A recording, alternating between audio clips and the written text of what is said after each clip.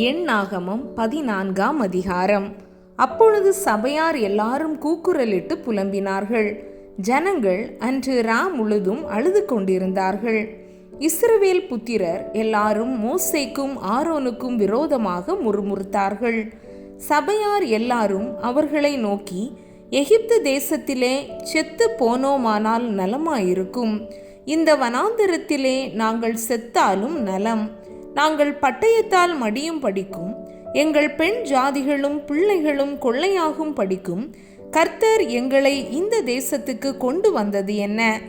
எகிப்துக்கு திரும்பி போகிறதே எங்களுக்கு உத்தமம் அல்லவோ என்றார்கள். பின்பு அவர்கள், நாம் ஒரு தலைவனை ஏற்படுத்தி கொண்டு எகிப்துக்கு திருப்பி போவோம் வாருங்கள் என்று ஒருவரோடொருவர் சொல்லிக் கொண்டார்கள். அப்பொழுது மோசேயும் ஆரோனும் இஸ்ரவேல் புத்திரரின் சபையாராகிய எல்லா கூட்டத்தாருக்கு முன்பாகவும் முகங்குப்புற விழுந்தார்கள்.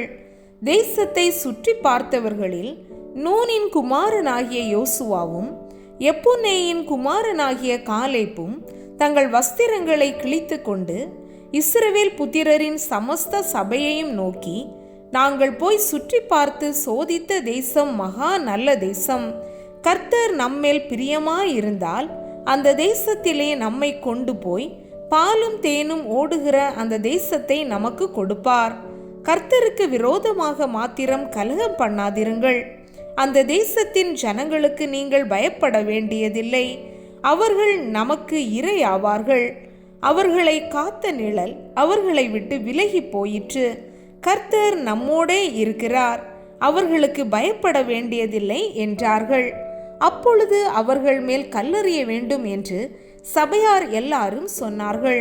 உடனே கர்த்தருடைய மகிமை ஆசரிப்பு கூடாரத்தில் இஸ்ரவேல் புத்திரர் எல்லாருக்கும் முன்பாக காணப்பட்டது. கர்த்தர் மோசேயை நோக்கி, எதுவரைக்கும் இந்த ஜனங்கள் எனக்கு கோபம் உண்டாக்குவார்கள்? தங்களுக்குள்ளே நான் காட்டின சகல அடையாளங்களையும் அவர்கள் கண்டும் எதுவரைக்கும் என்னை விசுவாசியாதிருப்பார்கள்?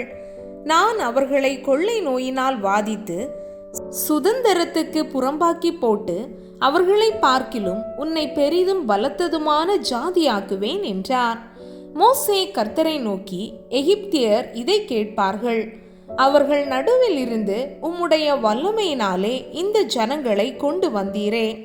கர்த்தராகிய நீர் இந்த ஜனங்களின் நடுவே இருக்கிறதையும் கர்த்தராகிய நீர் முகமுகமாய் தரிசனமாகிறதையும் உம்முடைய மேகம் இவர்கள் மேல் நிற்கிறதையும் பகலில் மேகத்தூணிலும் இரவில் அக்கினி தூணிலும் நீர் இவர்களுக்கு முன் செல்லுகிறதையும் கேட்டிருக்கிறார்கள். இந்த தேசத்தின் குடிகளுக்கும் சொல்லுவார்கள், ஒரே மனிதனை கொல்லுகிறது போல இந்த ஜனங்களையெல்லாம் நீர் கொல்வீரானால் அப்பொழுது உம்முடைய கீர்த்தியை கேட்டிருக்கும் புறஜாதியார், கர்த்தர் அந்த ஜனங்களுக்கு கொடுப்போம் என்று ஆணையிட்டிருந்த தேசத்திலே அவர்களை கொண்டு போய் விடக்கூடாதே போனபடியினால் அவர்களை வனாந்தரத்திலே கொன்று போட்டார் என்பார்களே. ஆகையால் கர்த்தர் நீடிய சாந்தமும் மிகுந்த கிருபையுமுள்ளவர் என்றும் அக்கிரமத்தையும் மீறுதலையும் மன்னிக்கிறவர் என்றும் குற்றமுள்ளவர்களை குற்றமற்றவர்களாக விடாமல் பிதாக்கள் செய்த அக்கிரமத்தை பிள்ளைகளிடத்தில் 3ஆம் 4ஆம் தலைமுறை மட்டும் விசாரிக்கிறவர் என்றும் நீர் சொல்லி இருக்கிறபடியே என் ஆண்டவருடைய வல்லமை பெரிதாய் விளங்குவதாக. உமது கிருபையினுடைய மகத்துவத்தின் படியேயும் எகிப்தை விட்டது முதல் இந்நாள் வரைக்கும் இந்த ஜனங்களுக்கு மன்னித்து வந்ததின் படியேயும் இந்த ஜனங்களின் அக்கிரமத்தை மன்னித்தருளும் என்றான். அப்பொழுது கர்த்தர், உன் வார்த்தையின் படியே மன்னித்தேன். பூமியெல்லாம் கர்த்தருடைய மகிமையினால் நிறைந்திருக்கும் என்று என்னுடைய ஜீவனை கொண்டு சொல்லுகிறேன். என் மகிமையும் நான் எகிப்திலும் வனாந்தரத்திலும் செய்த என் அடையாளங்களையும் கண்டிருந்தும் என் சத்தத்துக்கு செவிகொடாமல் இதனோடே 10 முறை என்னை பரீட்சை பார்த்த மனிதரில் ஒருவரும் அவர்கள் பிதாக்களுக்கு நான் ஆணையிட்டு கொடுத்த தேசத்தை காண மாட்டார்கள். எனக்கு கோபம் உண்டாக்கினவர்களில் ஒருவரும் அதை காண மாட்டார்கள். என்னுடைய தாசனாகிய காலேப் வேறே ஆவியை உடையவனாயிருந்தபடியினாலும் உத்தமமாய் என்னை பின்பற்றி வந்தபடியினாலும் அவன் போய் வந்த தேசத்திலே அவனை சேர பண்ணுவேன். அவன் சந்ததியார் அதை சுதந்தரித்துக் கொள்ளுவார்கள்.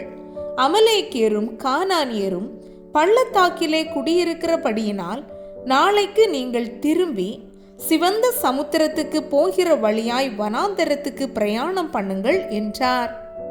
பின்னும் கர்த்தர் மோசேயும் ஆரோனையும் நோக்கி, எனக்கு விரோதமாய் முறுமுறுக்கிற இந்த பொல்லாத சபையாரை எதுவரைக்கும் பொறுப்பேன்?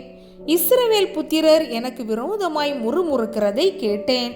நீ அவர்களோட சொல்ல வேண்டியது என்னவென்றால், நீங்கள் என் செவிகள் கேட்க சொன்ன பிரகாரம் உங்களுக்கு செய்வேன் என்பதை என் ஜீவனை கொண்டு சொல்லுகிறேன் என்று கர்த்தர் உரைக்கிறார். இந்த வனாந்திரத்தில் உங்கள் பிரேதங்கள் விழும்.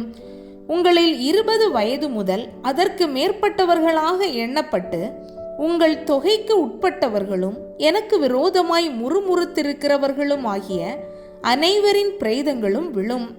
எப்புன்னேயின் குமாரன் காலேப்பும் நூனின் குமாரன் யோசுவாவும் தவிர மற்றவர்களாகிய நீங்கள் நான் உங்களை குடியேற்றுவேன் என்று ஆணையிட்டு கொடுத்த தேசத்தில் பிரவேசிப்பதில்லை. கொள்ளையாவார்கள் என்று நீங்கள் சொன்ன உங்கள் குழந்தைகளையோ நான் அதில் பிரவேசிக்க செய்வேன். நீங்கள் அசட்டை பண்ணின தேசத்தை அவர்கள் கண்டறிவார்கள். உங்கள் பிரேதங்களோ இந்த வனாந்தரத்திலே விழும். அவைகள் வனாந்தரத்திலே விழுந்து தீர மட்டும் உங்கள் பிள்ளைகள் 40 வருஷம் வனாந்தரத்திலே திரிந்து நீங்கள் சோரம் போன பாதகத்தை சுமப்பார்கள். நீங்கள் தேசத்தை சுற்றி பார்த்த 40 நாள் லெக்கத்தின்படியே ஒவ்வொரு நாள் ஒவ்வொரு வருஷமாக நீங்கள் 40 வருஷம் உங்கள் அக்கிரமங்களை சுமந்து என் உடன்படிக்கைக்கு வந்த மாறுதலை உணர்வீர்கள். கர்த்தராகிய நான் இதை சொன்னேன். எனக்கு விரோதமாய் கூட்டம் கூடின இந்த பொல்லாத சபையார் யாவருக்கும் இப்படியே செய்வேன். இந்த வனாந்தரத்திலே அழிவார்கள், இங்கே சாவார்கள் என்று சொல் என்றார். அந்த தேசத்தை சோதித்து பார்க்கும்படி மோசேயால் அனுப்பப்பட்டு திரும்பி அந்த தேசத்தை குறித்து துர்ச்செய்தி கொண்டு வந்து சபையார் எல்லாரும் அவனுக்கு விரோதமாய் முறுமுறுக்கும்படி அந்த துர்ச்செய்தியை சொன்னவர்களாகிய அந்த மனிதர் கர்த்தருடைய சந்நிதியில் வாதையினால் செத்தார்கள். தேசத்தை சுற்றி பார்க்க போன அந்த மனிதரில் நூனின் குமாரனாகிய யோசுவாவும் எப்புன்னேயின் குமாரனாகிய காலேப்பும் மாத்திரம் உயிரோடு இருந்தார்கள். மோசே இந்த வார்த்தைகளை இஸ்ரவேல் புத்திரர் அனைவரோடும் சொன்னபோது ஜனங்கள் மிகவும் துக்கித்தார்கள். அதிகாலமே அவர்கள் எழுந்திருந்து, நாங்கள் பாவம் செய்தோம், கர்த்தர் வாக்குத்தத்தம் பண்ணின இடத்துக்கு நாங்கள் போவோம் என்று சொல்லி மலையின் உச்சியில் ஏற துணிந்தார்கள். மோசே அவர்களை நோக்கி, நீங்கள் இப்படி கர்த்தரின் கட்டளையை மீறுகிறதென்ன? அது உங்களுக்கு வாய்க்காது. நீங்கள் உங்கள் சத்துருக்களுக்கு முன்பாக முறிய அடிக்கப்படாதபடிக்கு ஏறி போகாதிருங்கள். கர்த்தர் உங்கள் நடுவில் இரார். அமலேக்கியரும் கானானியரும் அங்கே உங்களுக்கு முன்னே இருக்கிறார்கள். பட்டயத்தினால் விழுவீர்கள். நீங்கள் கர்த்தரை விட்டு பின்வாங்கினபடியால் கர்த்தர் உங்களோடே இருக்க மாட்டார் என்றான். ஆனாலும் அவர்கள் மலையின் உச்சியில் ஏற துணிந்தார்கள். கர்த்தருடைய உடன்படிக்கையின் பெட்டியும் மோசேயும் பாளையத்தை விட்டு போகவில்லை. அப்பொழுது அமலேக்கியரும் கானானியரும் அந்த மலையிலே இருந்து இறங்கி வந்து அவர்களை முறிய அடித்து அவர்களை ஓர்மா மட்டும் துரத்தினார்கள்.